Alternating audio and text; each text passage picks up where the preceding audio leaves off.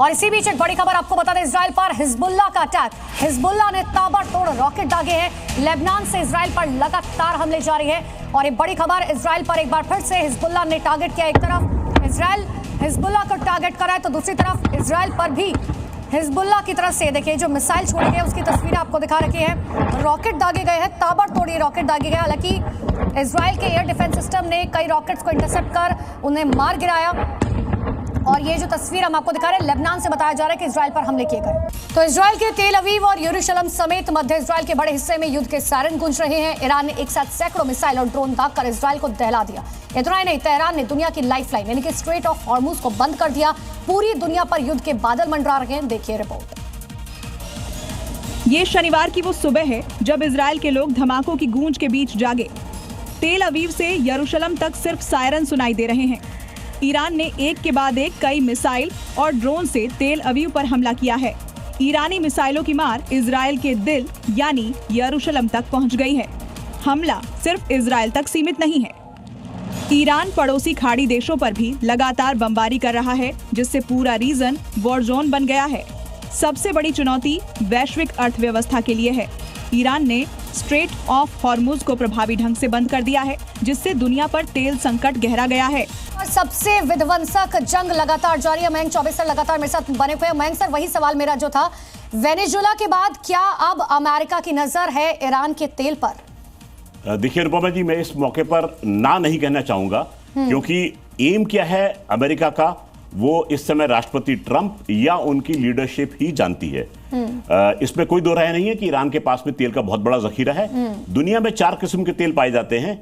Number 1 best oil जो है वो यूएसए की तरफ से आता है। नंबर 2 जो है वो कहते हैं कि ईरान की तरफ से आता है। नंबर 3 है रशियन ऑयल और नंबर 4 है वेनेजुएलन ऑयल। तो अगर आप देखें सफाई के मादे से ईरान का ऑयल जो है वो दुनिया के लिए इंपॉर्टेंट है।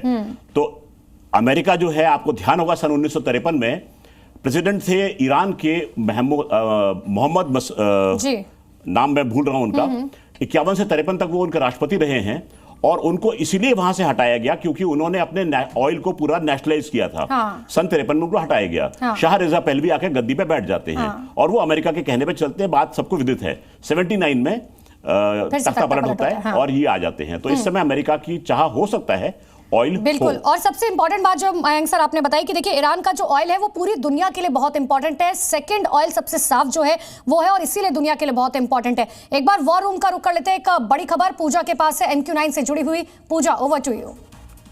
देखिए इस वक्त की बड़ी खबर दर्शकों को बता दें, अमेरिकी ड्रोन MQ9 को ध्वस्त कर दिया गया है। अमेरिकी ड्रोन मार गिराया गया। ये बड़ा दावा ईरान की तरफ से किया गया है। बंदर अब्बास शहर के आसमान में ड्रोन को मार गिराने का दावा ईरान ने किया है। अमेरिकी ड्रोन को तबाह करने की तस्वीरें भी सामने आई हैं। तस्वीरें आप देखिए, तस्वीरें जारी करके ईरान ने यह बड़ा दावा किया। बंदर अब्बास शहर के आसमान में अमेरिकी ड्रोन को तबाह किया गया है। MQ9 रीपर ड्रोन को तबाह करने की ये तस्वीर देखिए।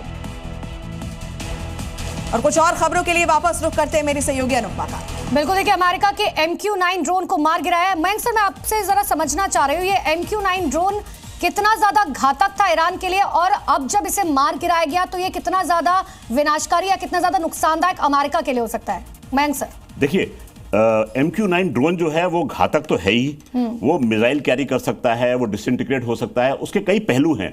लेकिन सबसे इंपॉर्टेंट चीज है कि MQ9 ड्रोन जो है उसके बनाने में और उसकी खरीद में काफी पैसा खर्च होता है। उसके बरखिलाफ अगर आप शाहिद ड्रोन को देखेंगे बहुत सस्ता है। मुश्किल से $10,000 के आसपास वो शाहिद ड्रोन आता है और वो हजारों की संख्या में ईरान के पास में मौजूद है।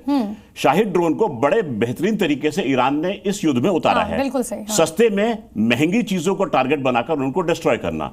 तभी आपने अभी न्यूज में दिखाया है कि इंग्लैंड, ब्रिटेन के से रिक्वेस्ट किया गया है कि वो अपने ड्रोन वहां पर उतारेगा।